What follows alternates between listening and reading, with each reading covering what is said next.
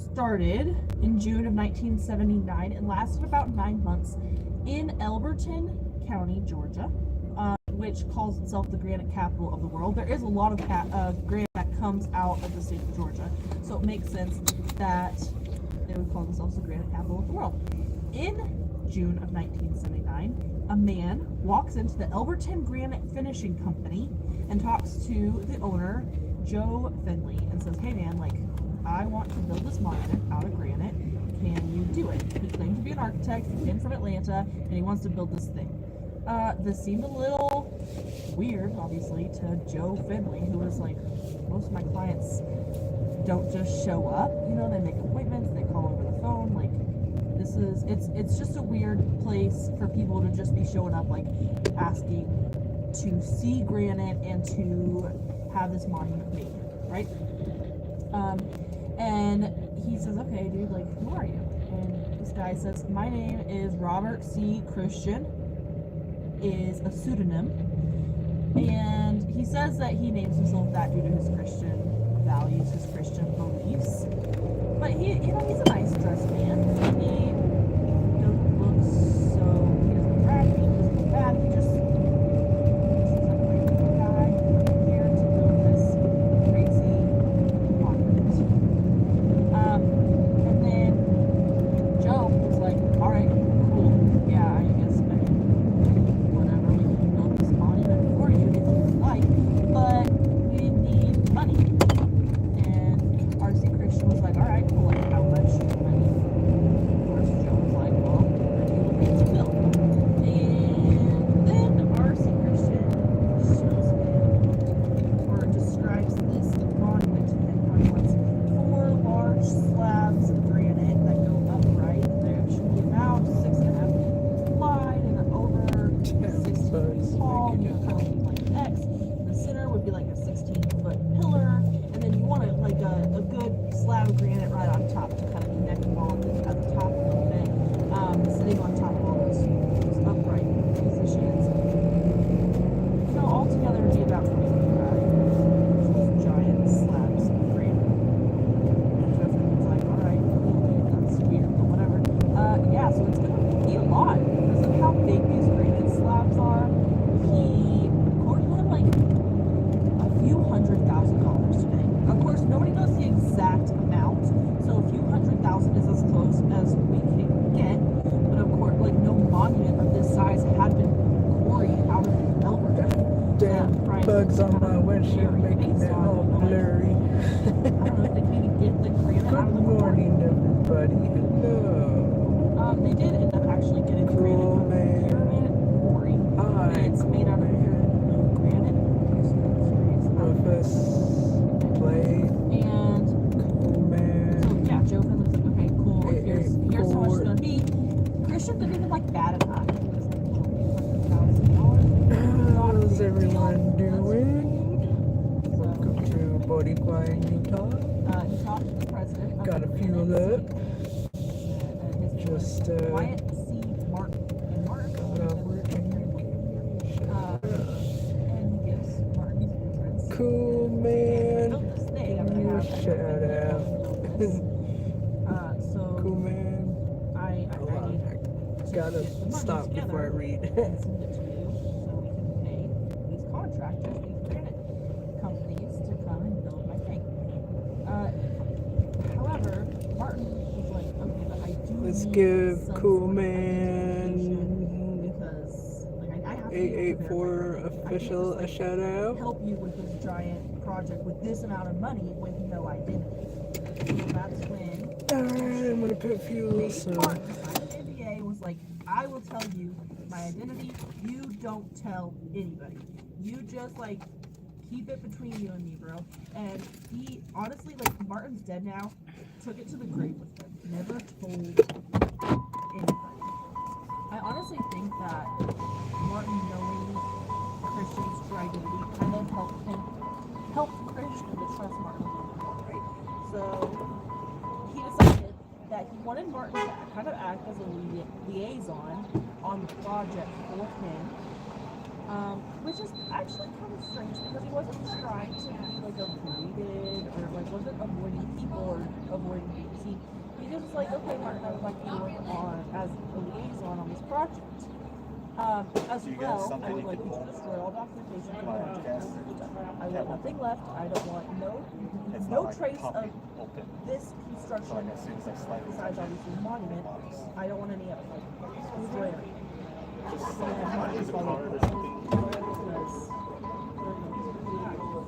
Martin helped Christian come up with a way how he could wire money from a bunch of different places, a bunch of different banks all around the country. So the grand total was really actually hard to trace. And remember, this is like the 80s, 79 or 80, because it took about 9 months to complete. They completed it in March of 1980. So, yeah, the grand, like I said, the grand total is going to be really hard to trace because he was wired from so many different banks on purpose, right? He didn't want people to know. So, then we kind of get to the question, tires why full. did you choose Overton? Why there? It doesn't make any sense. That person didn't really want it there, but then somebody had told him, tried to convince him to keep it in Elberton. They told him that Elberton was called the center of the world by Native Cherokee tribes, and obviously known for the granite, so he could get his granite slabs there. However, like at first he was like, give me granite slabs and we'll take them somewhere else. I'm sure, I don't know, this is just me talking, but I'm sure at one point somebody was like, we don't want to transfer, you know, like take this granite anywhere else, so transport granite, so let's just convince him to leave it here in the county, so it's a little easier for us to. These are huge granite slabs. I'm talking like 28 tons each, not one for each of them. George is also known for, right, he said a mild climate would preserve the monument. I think George's mild climate. I think it's hot in here. Plus, at least we're not. He thought it was a mild enough climate to keep the monument preserved. Well, obviously, it's an Irish monument very recently, and it's still there. And it's great. I don't know, maybe granite wouldn't wear out as fast. Also, he said something about how his great-grandmother had resided in Georgia, and that's why he picked Georgia as the state. And he wanted an isolated place. This is kind of weird. He wanted an isolated place away from tourist attractions. And let me tell you, where this is located,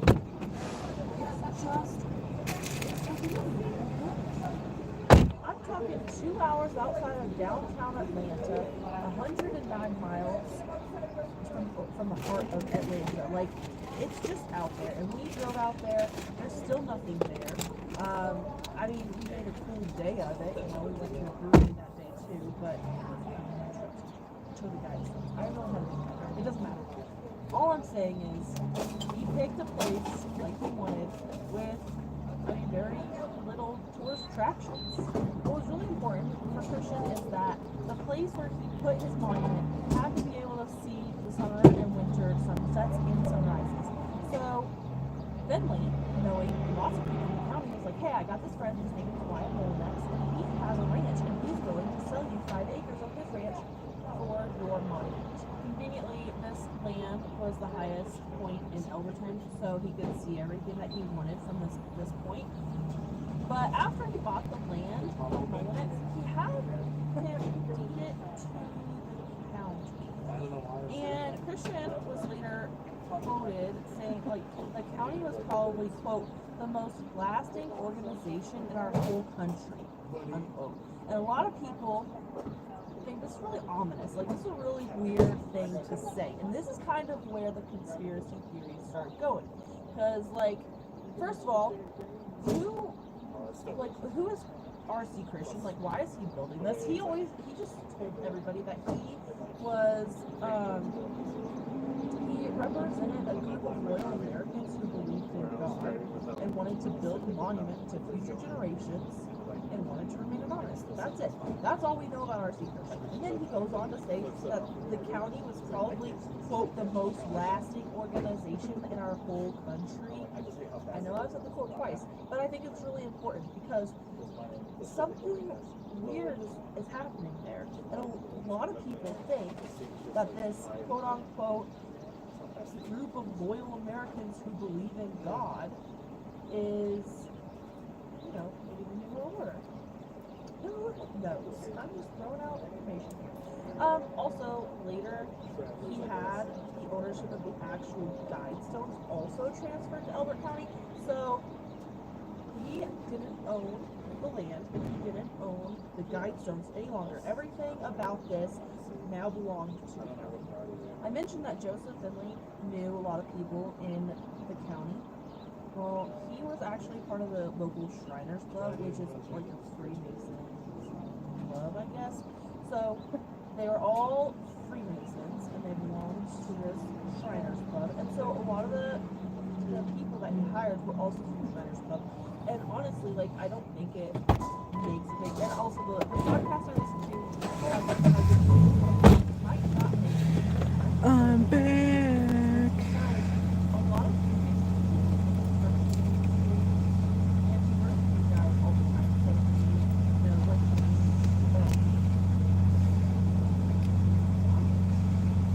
Wyatt Evans, the guy that told the guy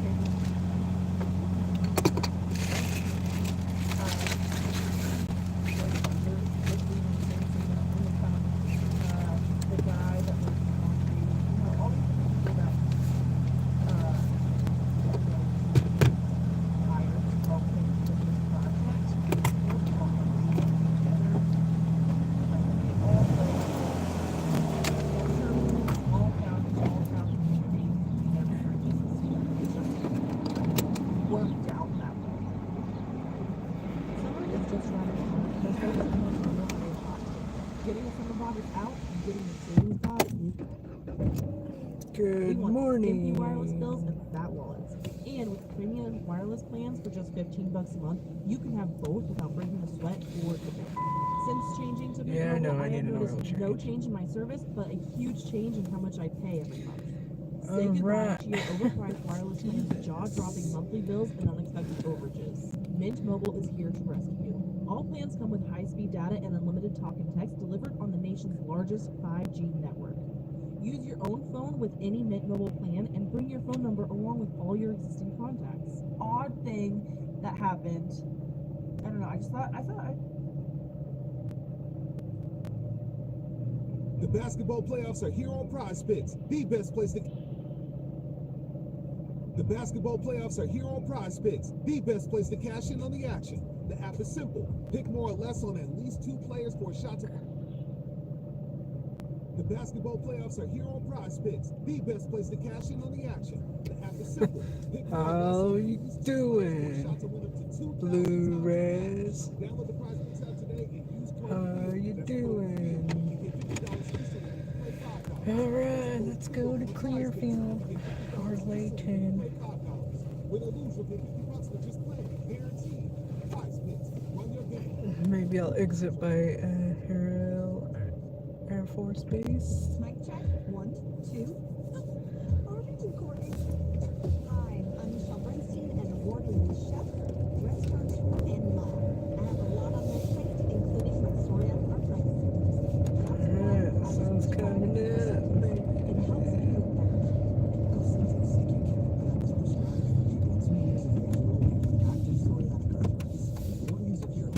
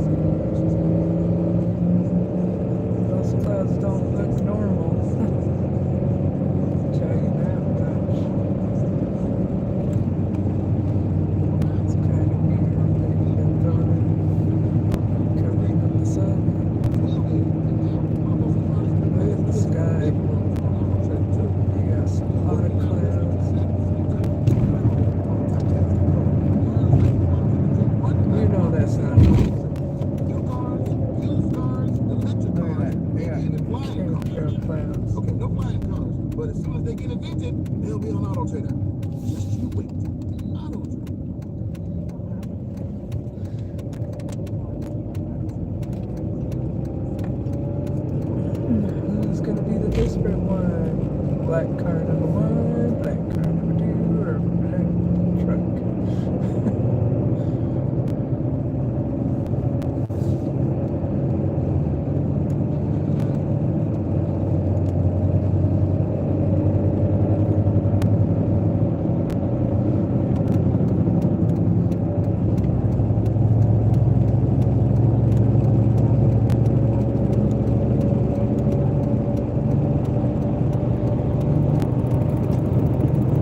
Man, I need tires.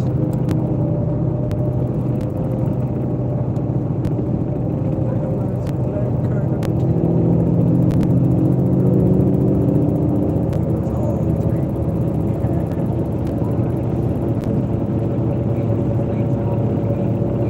Also, public source announcement. I still have stickers and t-shirts I want to give away for free. I want to give them to you. Rate and review the show, and I'll send you a sticker. So share our show on social media. I'll send you a t-shirt. Do both. I'll send you both. As always, it really helps out the show. Helps us get more listeners. And if I get more listeners, then I can start doing you guys a Patreon where I so please share and rate and review. Experience what you're experiencing. Okay, on to the Montauk Project. What is it? What's happening?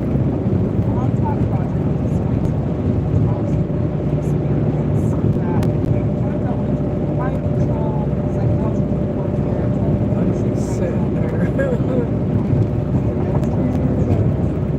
have any questions? That's what we're doing. It's not mind control, but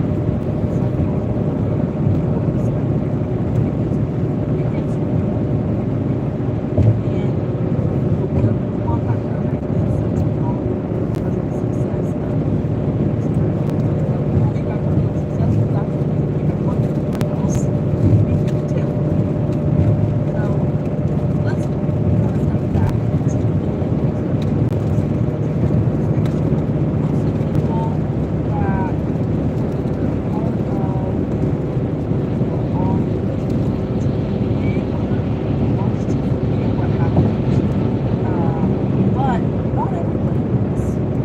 Just like the regular, everyday sailors and people that work there. But all the important people, like the top scientists and researchers, that are like, no, you guys are way too important. You're not very emotional. So, they took those people, after seeing what they could do with the Philadelphia experiment, they wanted to know what else, or what other work they could do, what other cool things they could come up with, like maybe the entire ship disappeared. And sailors were found in like fused bulkheads. They rematerialized inside out. Things got really weird over there, right? So then they brought them here. They were like, all right, cool, let's do this new research, this new experiment, or more experiments, more things, right? So hiring members of the military as well as researchers thought they could come with more applications to use in the military to utilize like time and space manipulation. So they wanted to keep doing that. So researchers created this proposal for Congress. Congress was like, heck no. We don't know what this could potentially, like this, the backlash is really huge. Also, like, we're not trying to make a bunch of money or whatever it is you guys are trying to do, we're not trying to make money. Also, they were really worried Congress was worried about resources. The researchers were not going to be told no that easily. They shifted their focus to the U.S. Department of Defense. They were like, hey, Department of Defense, you guys deal with our military, give us money, and we are going to be able to create these magnetic fields that are so powerful that it can drive enemies like completely insane. And they had seen with the Philadelphia experiment that some weird mental health things happen when you put these magnetic fields together. And the researchers claimed that they could cause like hallucinations, panic episodes, and even schizophrenia for enemies. So they were like, hey, we don't even have to like use American troops. We don't even have to use our people at all. We can literally just do this to the enemies, and that's it. And the DOD was like, heck yes, we're not putting our people at risk. Let's do it. So researchers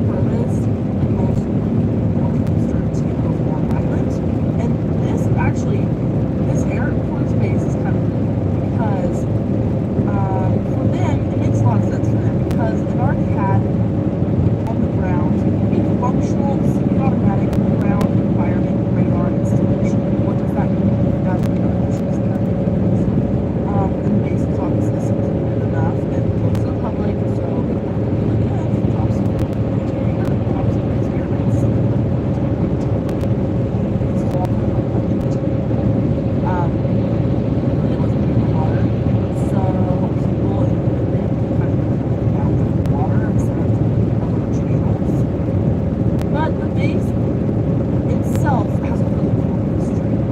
This base goes all the way back to the Revolutionary War with Britain.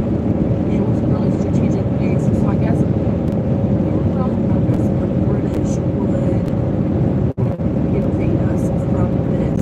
So I was like, it was at that tip of Long Island. It was kind of a perfect place for enemy troops to like put a dock and come onto our land. So the Revolutionary War, as well as in World War II, we were really worried about the enemy troops coming to invade us. And in World War I, $65 for 3 months 5 gigabyte and required, equivalent to $15 a month. New customer offer for first 2 months only. Then options available. Tax is extra. See in programs. Look around. You can find cars like these on AutoTrader. Like that car right in your tailgate. Or the tailgate.